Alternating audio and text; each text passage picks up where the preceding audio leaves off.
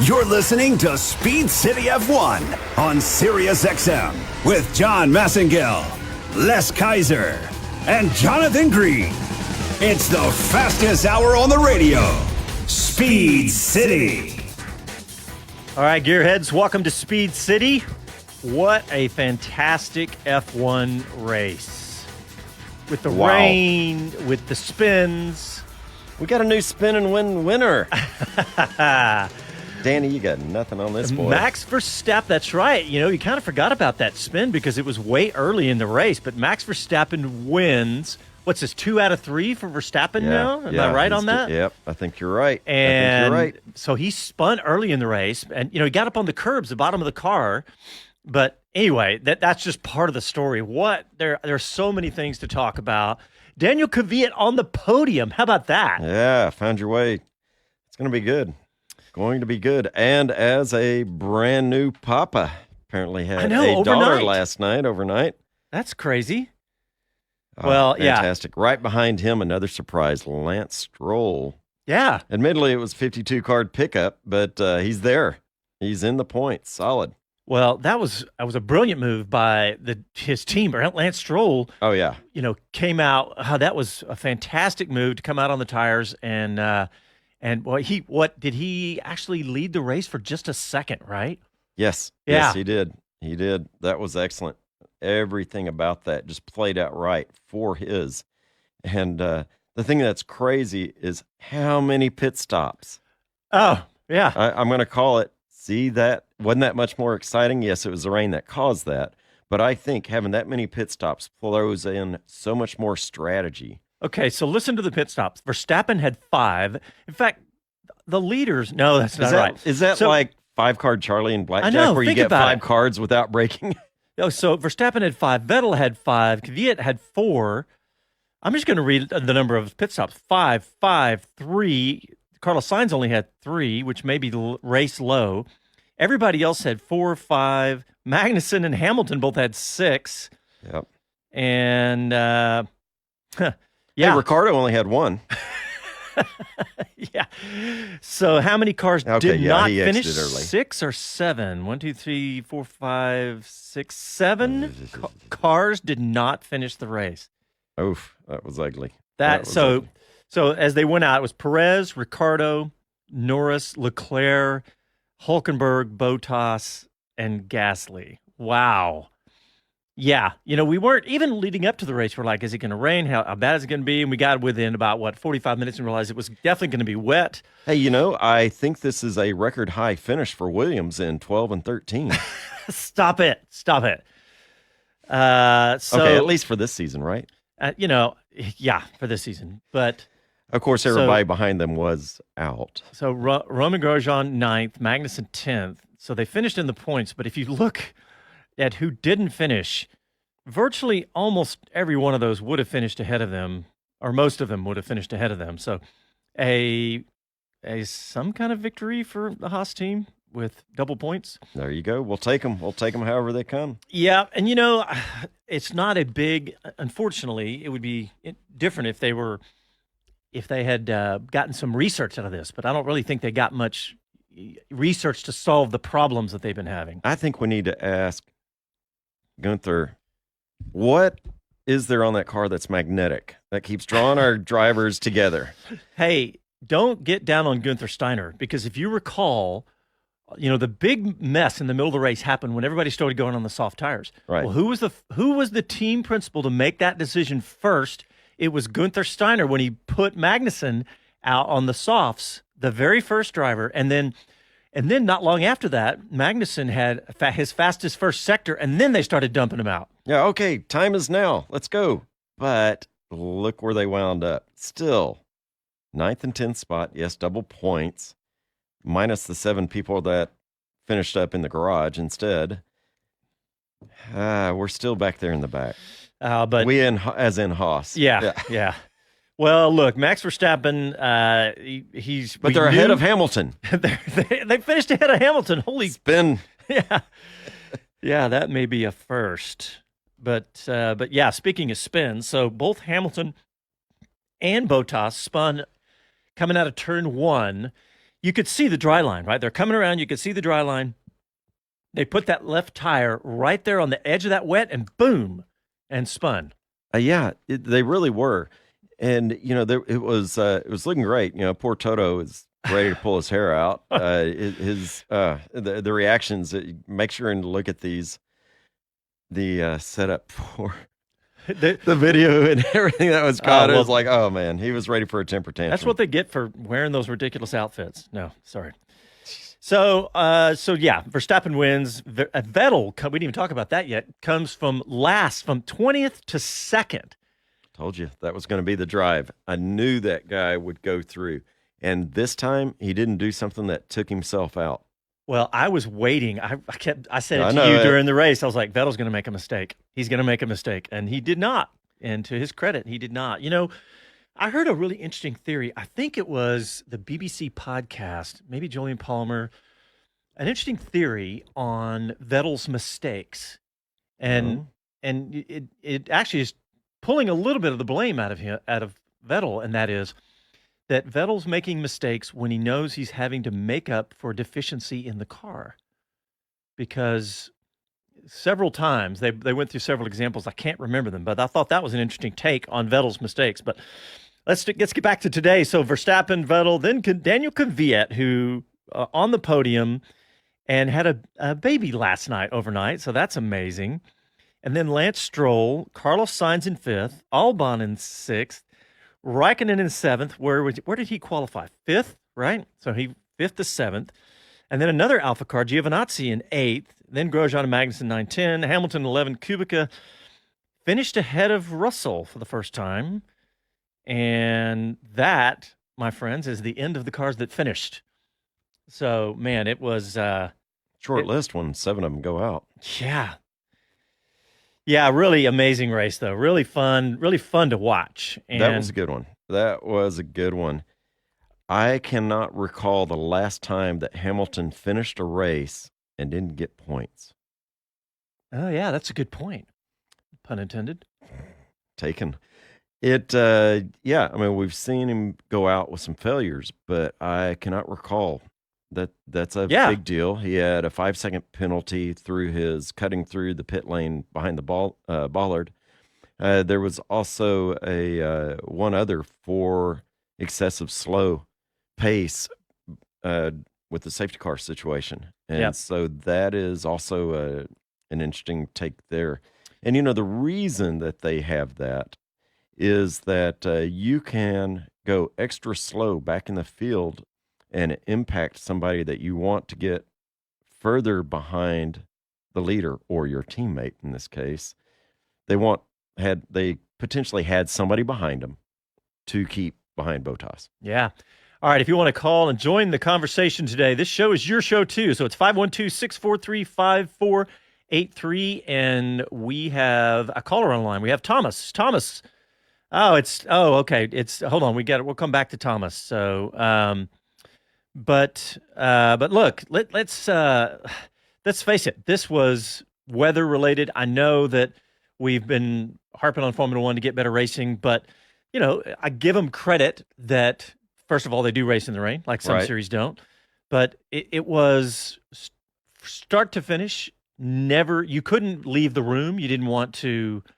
You don't want to miss a second of this race all the way through. Yeah, that was excellent. I mean, I just glanced away trying to find some historic data and missed the Haas bumper car situation.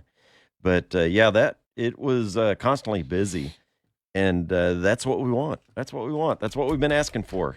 Yeah, well, we got to thank our sponsor. We hope you enjoyed the live racing coverage today on SiriusXM. Our post-race show is brought to you by Yamaha and the Yamaha Wolverine X2. Proven off-road to help you realize your adventure. But yes, all the way up and down the grid, Max Verstappen, we talked about before the race how the Red Bull car has looked great lately with the upgrades. They've had some aerodynamic upgrades, some engine upgrades. And Verstappen, I know it's a rain-filled race, but with his talent and a good car, he's won 2 races now, and who knows for the rest of the season we could see Red Bull battling, and this puts Verstappen well ahead I say well ahead, but a big jump for him on the drivers' championship too. So I mean, he's got a lead over Vettel, which Vettel finished right behind him, but that's a good jump for finishing first like that. So we'll check the constructor standings here in a bit. But what about, there's so many stories, Les, but to me, one of the things that watching I was curious about was Stroll and K-Mag. They were really pushing extent. I mean, I saw a couple of times during this race. Yes, we can contribute some of this to the wet surface, but how many times that the car on the inside really did push, and I'm going to say excessively, to push the person out beyond course limits or right there at the edge.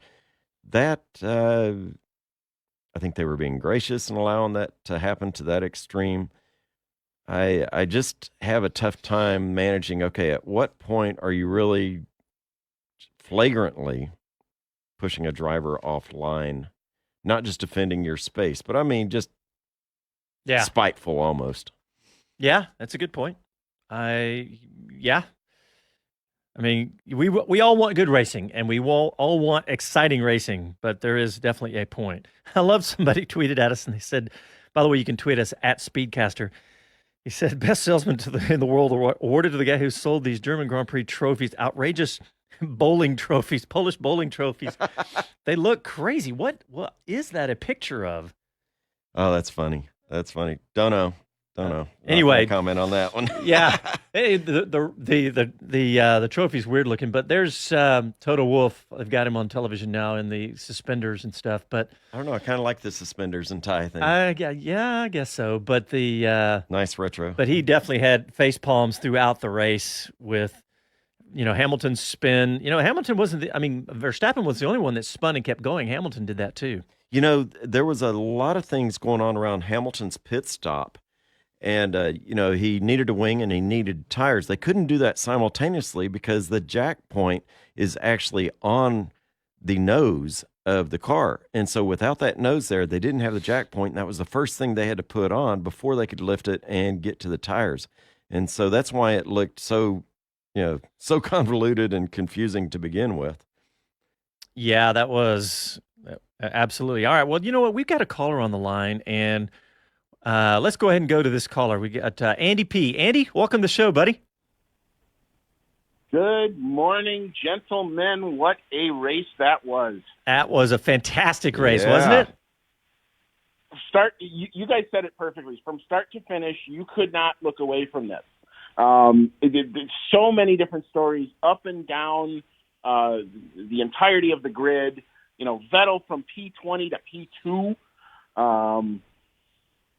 Carlos Sainz spins out and recovers and manages to finish P5. Yeah. Haas with double points. Absolute craziness. This is why you watch. This is great. Yep, absolutely. It was really fun, Andy, and I know that I know you wanted to. What happened to Lando Norris? I don't recall now.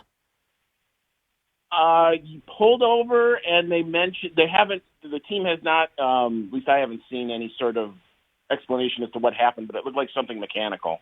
Yeah. What about Leclerc and what happened? I mean, he had at the time it looked like, okay, he's moved into the lead and he's going to be able to run away with this. And what do you think about what happened with Leclerc? Well, it all seemed like everyone was getting caught out by that one little section that was extremely, extremely wet, where I guess they have some sort of a drag strip next to the track. You're right. And all it was taking was a little bit of an off of the dry line, and once they got on that it was an absolute ice rink. Yeah, you know what, guys? I just saw a replay. I'd forgotten about this. There's so much that happened during the race, but remember when Hamilton went had a little spin and he had to go into the pits because he had damaged his front wing and he went around the bollard. But remember when he came in, that was a complete cluster for the Mercedes team. Mm-hmm. They admittedly they didn't know they were going to have to replace the wing, but they had a tire issue. They didn't have the guy ready to put on the right tire. The wing, that took an incredibly long time. I forgot about that one. Yeah, it just goes to show when you put some of these teams under pressure, they're still human beings after all. I mean, it's such an engineered sport, but you throw enough random stuff at them, and you see something like that happen. Yeah, that's true. Well, Andy, what else was some of your favorite parts of the race? Got to hand it to Danny Kvyat, man. I mean, the guy being from out of Formula One to on the podium in his first year back. I had a chance to meet him when I was at COTA for the one race that he came back for, and he just looked so downtrodden, like, going to go through the motions and everything. He was trying to, have a chin-up face. Really nice to see that happen. Really nice to see that happen for Toro Rosso, a midfield team that normally never gets a bite at this apple. I mean, you saw the guys celebrating in the pit lane. That's why everyone does this, is for moments like that. Yeah, that's really a good point, because you remember Kvyat was getting really grilled and just railed on for the way he was driving when he was back in Formula One the first time. And this is a really cool story, actually, that he's come back and on the podium. And I heard I didn't really get to interact with Kvyat. Did you, Les, when he was here, or even when you were in Monaco last time or anything? Right. No, I have not got to deal with Kvyat. He's one of those that's not as easy to approach. I'm glad you got to meet him, Andy. It's I don't know what it is, but he doesn't seem real open, or quite honestly, I'm going to say more like he's shy. Yeah, it kind of seems that way. Well, Andy, thanks for calling in, buddy. We got to go to a break. I'm glad you got to sit and watch this race today. It was amazing. We did too, and we appreciate it, buddy. Take care, guys. Have a good one. All right. We're going to take a break. Listen to Speed City. We're live in Austin, Texas. Back after these messages.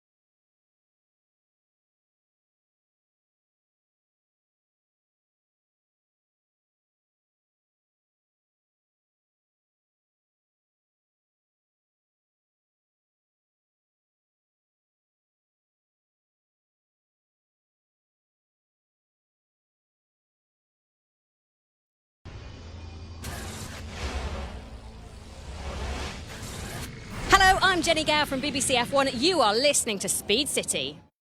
You're listening to Speed City F1 on SiriusXM. Welcome back to the show. We are still basking in the glow of the German Grand Prix for Formula One.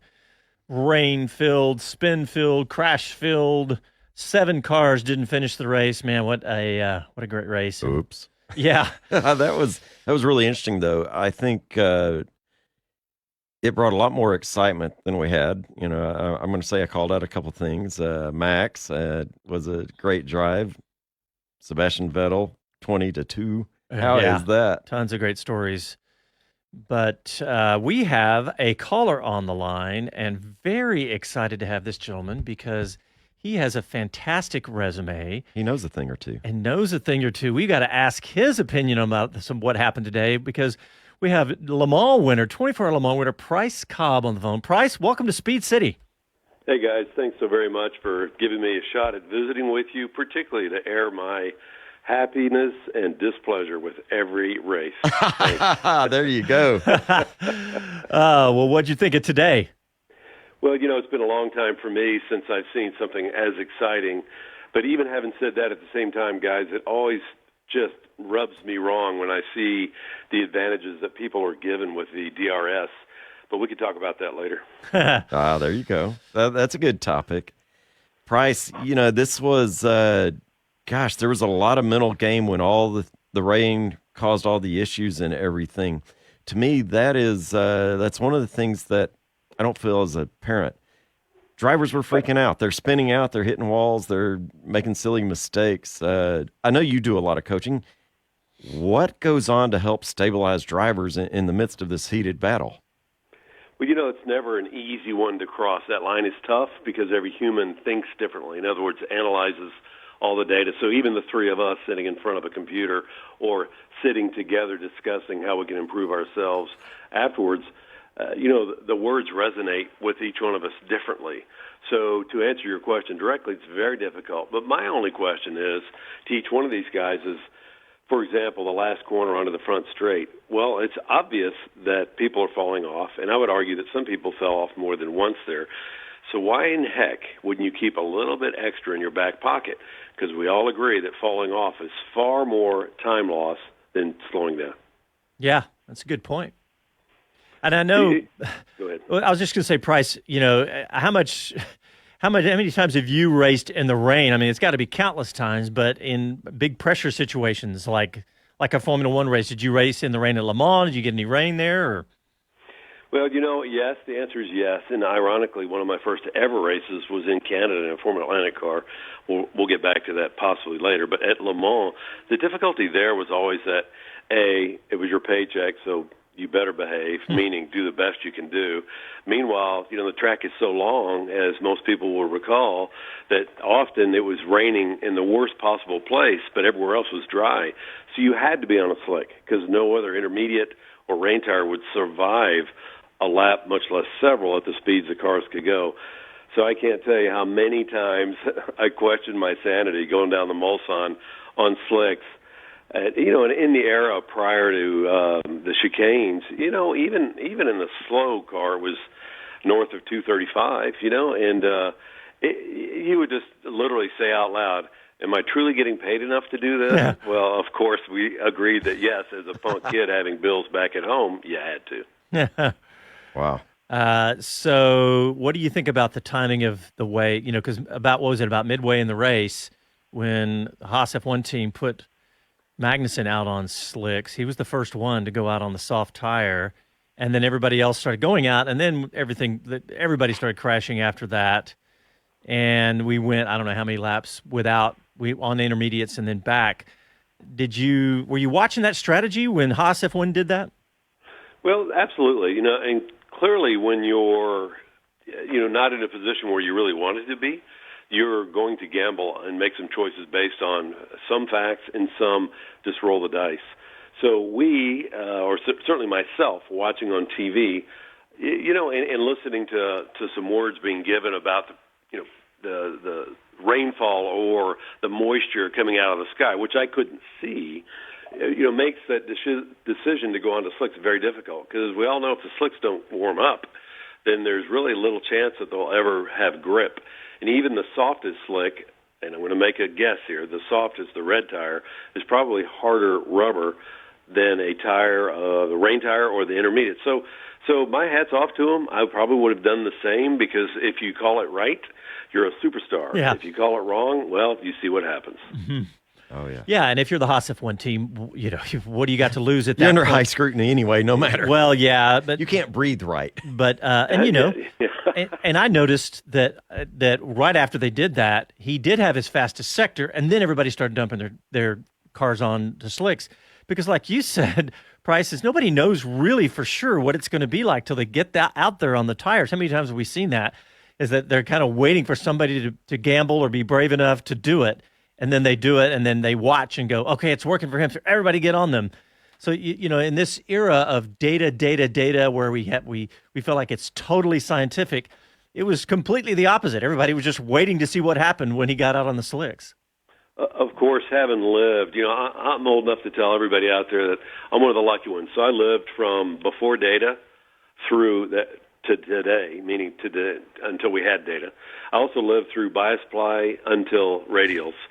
So I've been pretty bloody lucky. Now, I love data. It certainly gives each one of us an opportunity to improve ourselves. But I don't necessarily, and this is old me, so most people just nod their heads and their eyes will roll up in their heads and say, well, you're just an old son of a buck and shut up. But I think it would be nice to take away some of the data, at least during the event, to let the drivers make some of the decisions for themselves, as you saw today, because there was so much sort of blindness, if you will, of what do we do, what's going on, what's the interaction between the track surface and the tires themselves. Let's let the drivers do what we pay them the big bucks to do, and you see what happens. The race was spectacular, and I can't tell you how much I enjoyed the race this go-around.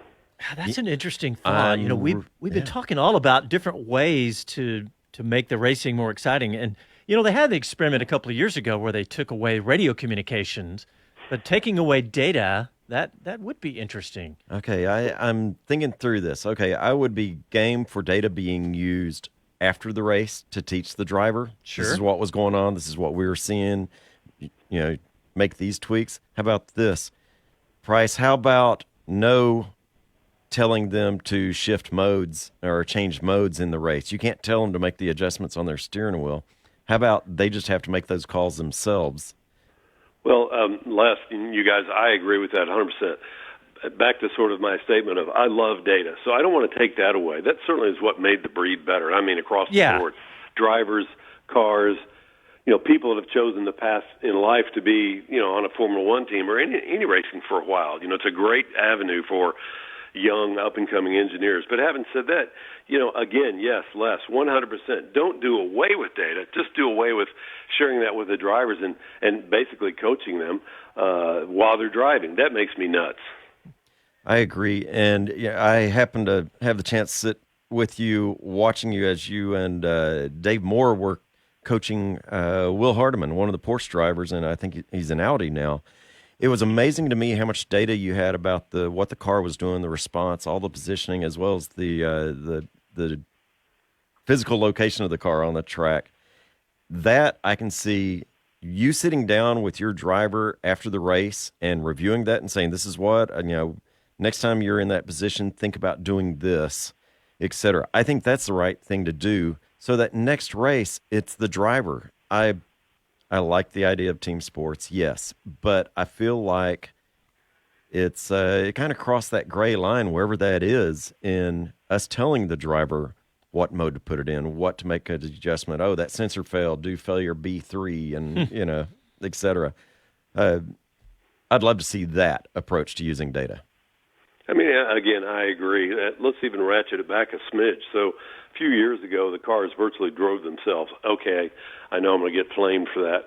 But, they had traction control, and they shifted themselves. They did all this stuff. So long as the car knew where it was on the track, like let's say you spun off, you re-educated, and from then on, short of you putting the brakes on, but even then they had ABS and everything else, it was a little bit silly, in my opinion. If it's truly the mixture of man and machine, well, let it be that way.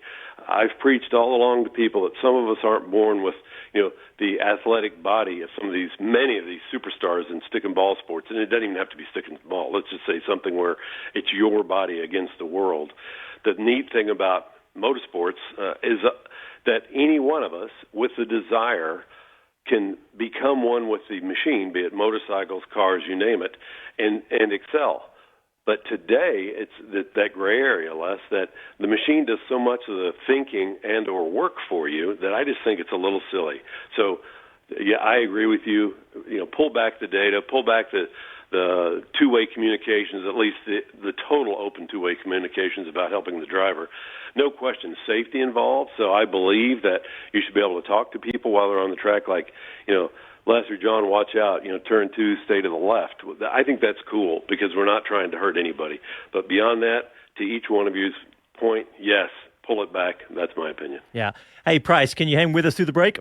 Absolutely. All right, we got to take a break. Listen to Speed City. We're live in Austin, Texas. Right back after a quick break.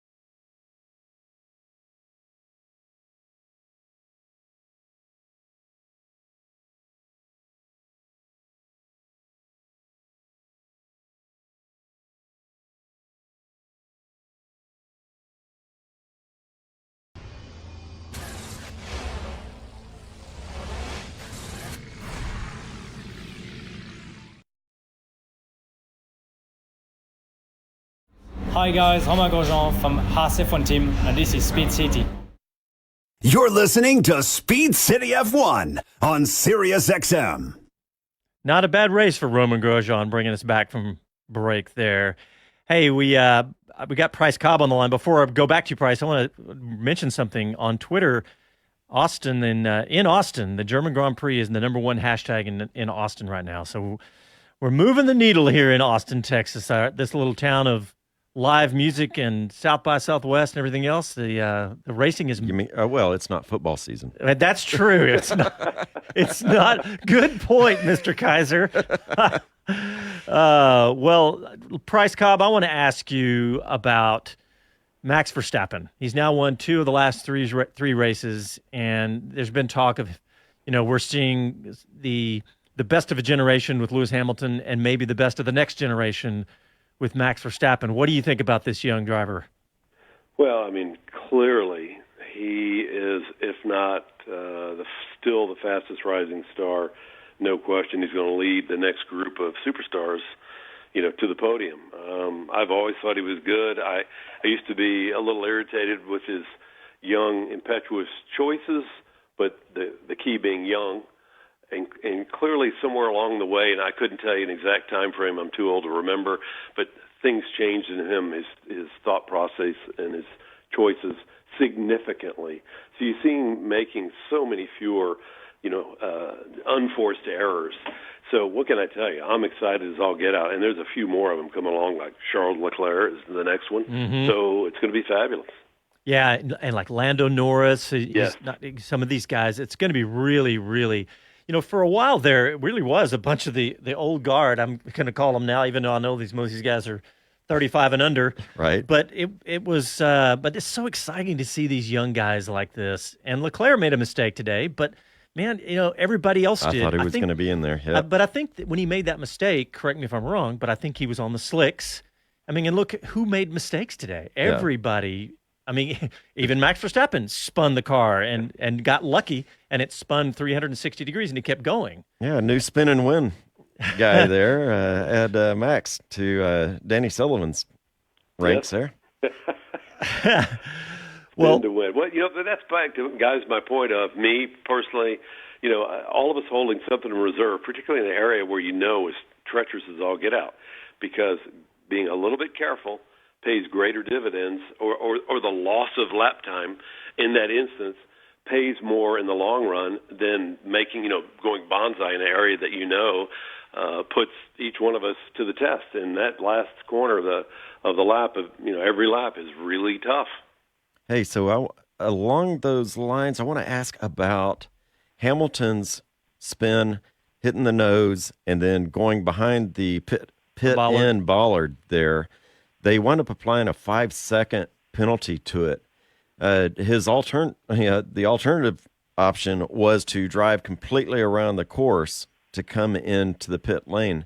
Not knowing what they would issue you, what would you tell your driver, to drive the lap or take a cut across the bollard area? No, I clearly would have told him to do what happened. Now on the other side, I don't want to pull this discussion away, but they needed to penalize him, because if you're going to penalize Vettel for what happened in Canadian Grand Prix, then here was something you would argue was totally out of his control. I don't care what they say. I've been in his shoes, Vettel's shoes before, and we can also, there's no doubt, while that's happening, and we'll get back to this race, but while it's happening, Lewis is watching it happen and made a choice to put himself close to Vettel. So that one was a struggle for me, but rules are rules.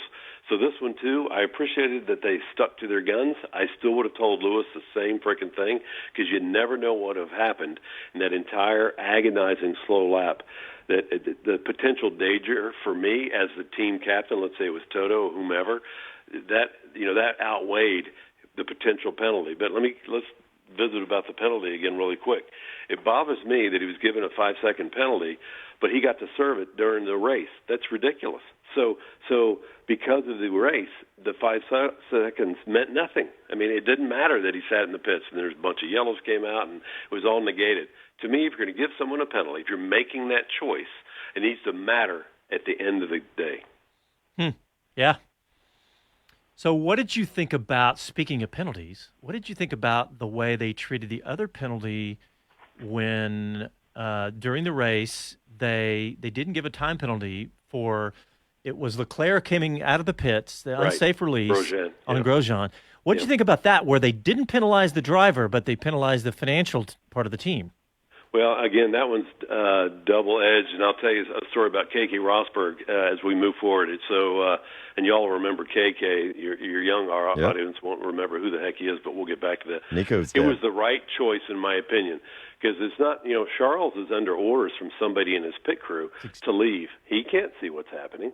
So penalizing the driver, to me, is ridiculous. And so I think for the first time ever, it was the right choice. And, okay, ever's a little strong, but I thought it was the right choice. Penalize the team for poor choice. Now, in F1, really, unless the penalty is staggering, what's a few dollars? So now I'll give you all the backstory that's making me grin about KK Rosberg. We were racing in Canada, and KK used to jump the starts spectacularly, and the reason he would do that, and he was making the right choice, is because when we discussed it in the drivers' meeting a couple races earlier, they would just impose, like, I'm going to make it up, a $2,000 or $3,000 fine. And KK looked at us, myself and Bobby Rahal and several other kooks that were racing at the time, and me being the kook, and we all looked at each other and says, why wouldn't you jump it if that's all they're going to penalize you? So back to Ferrari or any of those big teams, really, how much can you impose on them to matter other than penalizing the driver? But I still say I like the outcome. They probably reached in their pocket and said, you want that now? Yeah, exactly. Or it's like KK, and we all joked about it. He goes, how about we all just prepay the fine so we can do whatever we want? And we all said, I'm in. There you go. That's probably not what they were thinking at the time. No, that's exactly right, Les. Well, if you just joined us, you're listening to 24-hour Le Mans winner Price Cobb. And Price, I know that you had a lot more in your career, and we could probably go on and on, but just to suffice it to say that we're listening to a badass, and he knows what he's talking about. So we do appreciate your input today. Price, also, you've done all sorts of things in your career. What are you doing these days? Well, it's, interesting that you ask, because I've tried to retire June 14th. I'm not a happy bouncing around the walls of the house person. I'm sure my wife encouraged me to go do something else. But earlier we were talking about grip and tires and so on and so forth. So ironically, my wife, still in racing, rents tracks all the time. Tracks today are so expensive to rent that you tend to share that with other teams. Let's just use COTA, for example. Nobody wants to write that check because it's relatively large today. Yeah. So in a test, there's no one there to change tires. But in race weekends, you can see Michelin, Goodyear, Yokohama, Pirelli. I mean, name it, the gamut of people, Hankook. So in a test, you need someone there with all the teams. There's many tires to be changed. So my wife found these guys out of Charlotte that had a mobile tire changing company. 18 months later, we kept suggesting that they franchise. And a lot of it was because of them. Really neat. Two brothers, really neat guys. It's a great idea. Put on a great show. We thought, how cool is it called Tread Connection? Because at the end of the day, my whole life, we could argue, was successful because of my ability to work with the Goodyear engineers, which is where most of my victories came from, and literally work with the physical tread connection. So if you can get your tires to work the best on the track surface in any form of racing, you're going to be the winner every time. Anyway, ratchet forward to today. When they heard I retired June 14th, the guys from Tread Connection called me up and says, why don't you put your money where your mouth is? I think my wife looked at me, nodded, yeah, just to keep you out of the house. Yeah. I She's now a own smart the woman. franchise, and their deal is growing rapidly. But you know what? It keeps me into cars. So the franchise for me is in Austin, Texas. It's literally, I come to you, you tell me when, where, and how. I bring you the tires of your choice. And we had a friend going golfing the other day, got a flat tire. I had my buddy in Dallas run new tires out to him. He never stopped swinging the golf club, yet the tires were changed on his car. That's the point. But anyway, that's it. I'm just keeping myself in the car world. Just so happens I'm changing tires. I've tested tires all my life. It's a lot of fun. Well, Price, that's awesome. I rolled up to the studio this morning, and I was in the family truckster. Usually, John's in his silver wagon, and there was something different. There was a V-Series sitting there now. Nice. And I just got to imagine he's going to be calling you for tires. You can arrange and do it like during our show so he doesn't miss out on, accelerator time. Yeah, 100%. I mean, again, you know how funny it is, guys. We've all suffered the going to the brick and mortar and dealt with that. And it's always a waste of your life and time. So until I convince others, and sounds like Jonathan's a good one to convince, you don't have to stop doing what you're doing. We show up, we do the change. Bob's your uncle. Everything's good. Bob's your uncle. That's right. Yeah, Sandy's your Annie. Well, Price, we really appreciate you coming on the show. Anytime. And I love your insights on this, having someone who's been there, done that at the highest level. We really appreciate it. And we'll see you around town for sure. All right, guys. Thanks so much for having me on, and wonderful race. And keep up what y'all are doing. It pleases me, if you will. All right. All righty. Take man. care, buddy. Thanks, Bye. Price. Yeah. Bye-bye. Yeah, amazing driver in his day, and love to get his insights on what's going on. He is one of those coaches that is brought in for that third eye on a driver and really looking at different things and critiques. He knows COTA really well. He lets me sit in and listen to what he's doing with his drivers that are here, and it's really, really interesting. Data is crucial nowadays, and he will sit there with the data graphs on screen with his driver and explain, where you are on the track. This is what we were seeing in the data. We think you left some time in this turn. You can collect time in that turn by going up 2 turns earlier and doing that turn different to make it materialize later. Really a phenomenal resource for that kind of information. I love sitting there watching how he coaches them and how he picks up something that you're looking at turn 8. How can I get faster through there? Well, look back at turn 6, do this over here. and it comes through. It's so neat because it almost seems hocus pocus, but then it happens. Yeah. Well, I agree with what he's saying. That I like his idea about limiting data and whatever during the race, and not completely though. There's no way. Data has changed motorsports dramatically, and I think for the good. But maybe there is something you could play with there. And I do love all these discussions about how to make motorsport better and more fun to watch and interesting. But data is such a huge part of it. It's never going to go away. I don't want it to, but I just thought that might be interesting. I don't know what the solution would be with that. But just like every industry now. Yeah, where do you draw that line? I like to draw the line, well, on the side of the line that you can't communicate. I'd like to say, Seb, no 2-1. Mode 2-1. Can't say that anymore. Yeah. All right. Well, we are going to go to break. But before we do, I just want to tell you what we're going to do. We're going to talk about Formula One's esports program next, as we just had a gentleman join us in the studio. Not Formula E. Not Formula E. Esports, the online gaming, etc. So stick with us through the break. You're listening to Speed City live in Austin, Texas. Back after these messages.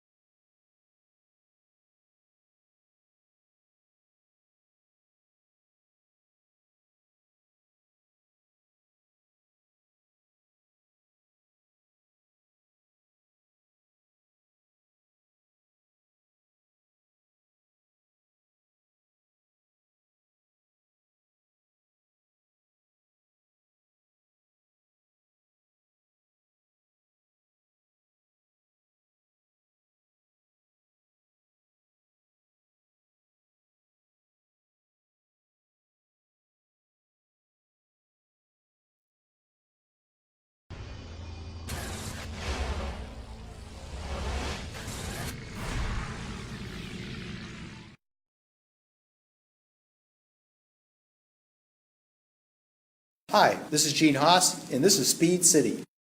You're listening to Speed City F1 on SiriusXM.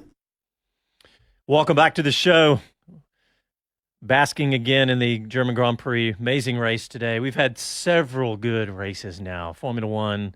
It's been exciting. It's funny. Right after we talked about how bad it was, we've had multiple good races here. And I think there's some of it was just circumstances, because they really haven't changed anything in the rules. I think it's some of the courses we're on. The weather certainly contributed today. The weather, and I will say the weather over the past 3 days, going from 102 degrees to what we saw today, they did not have a firm handle on racing today. Yeah. Well, hi. We are joined in studio by our next guest, and if you've been paying attention to Formula One's digital, whether it's their website, their Facebook, their Twitter, their Instagram, whatever, you noticed during the off week, it was all about their esports draft. And in fact, there were days when their social and their website were dominated by all of this.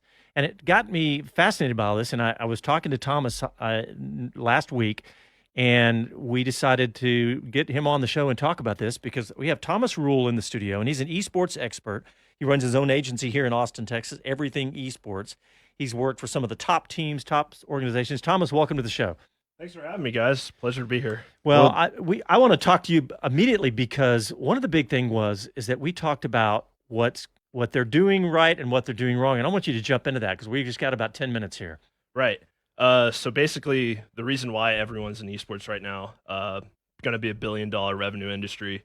F1's seen the numbers, huge global viewership numbers. Well, I'm not a gamer, so help me understand that piece. So an esport, not a sport, all lowercase letters. Don't ever capitalize the S. You'll look stupid.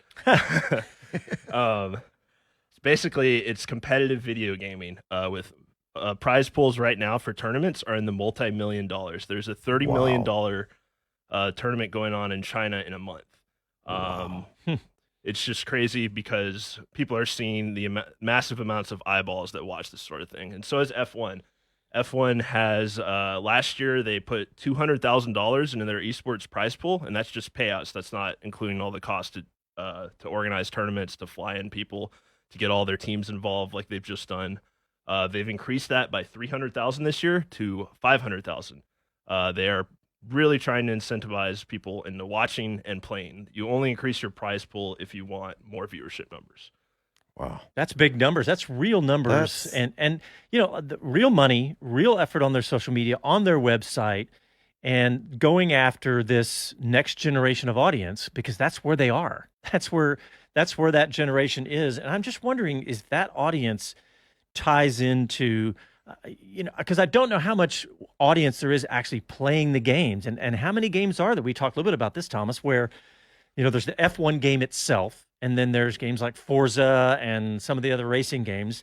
But I don't, my son's a gamer, and so, right. but he doesn't play car racing games.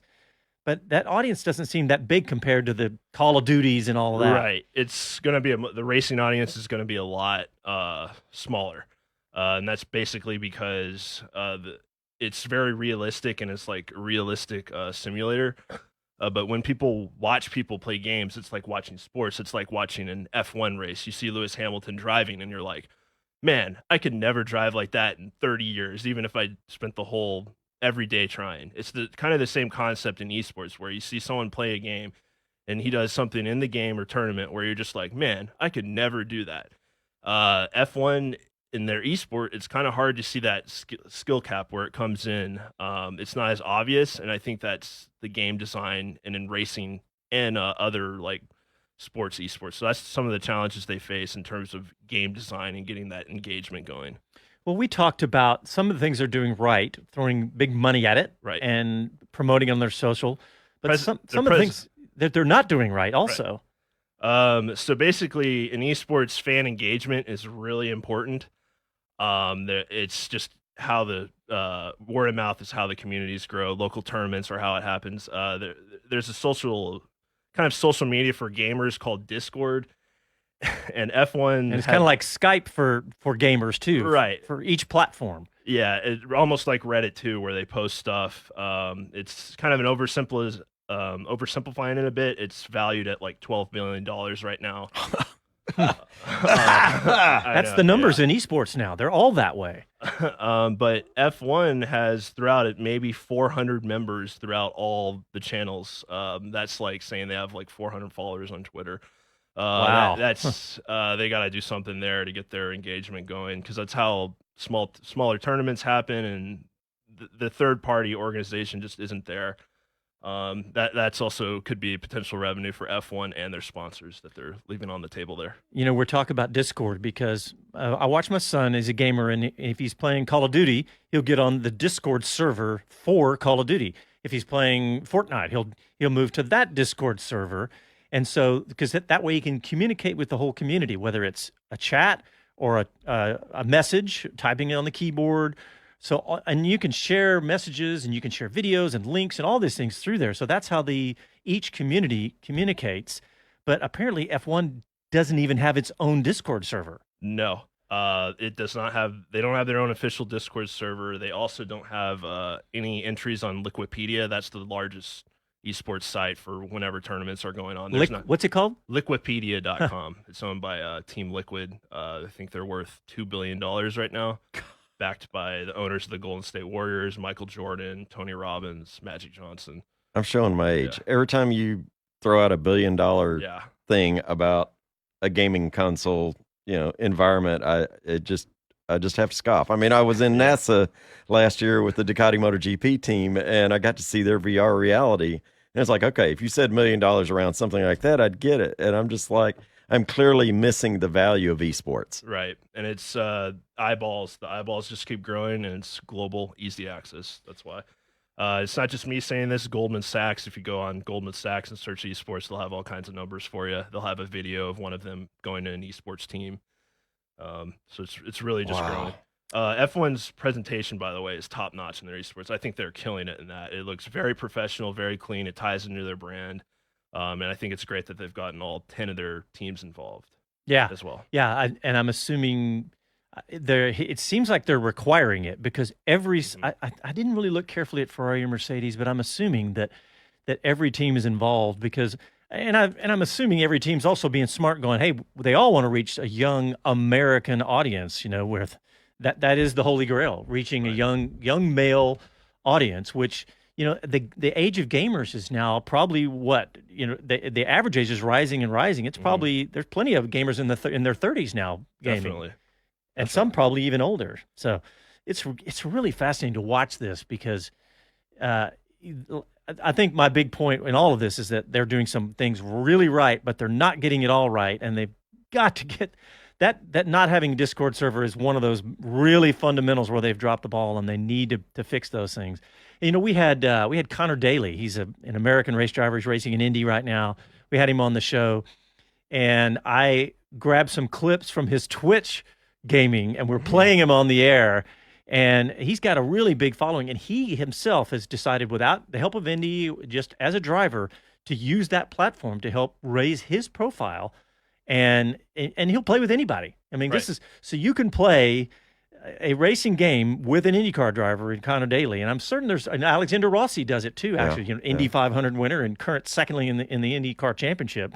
So there's some guys that are doing it on their own, but F1 is trying to do it. Is esports truly a global market? How is it proportionally around the world? I mean, we're obviously interested in the U.S. Yeah, you're seeing U.S. has big numbers too. We're seeing China has their own esports town they constructed for $8 billion. There's going to be a giant, think of the Strip in Vegas. But it's also really huge in Russia. Russian people love their gaming computers there. United States, massive as well. It could also be a way, increasing their esports audience is a way for F1 to get that North American audience on board too, if they can get more engagement in this. And there's even less opening up in the next few weeks, an esports bar, restaurant, whatever, here in Austin, downtown.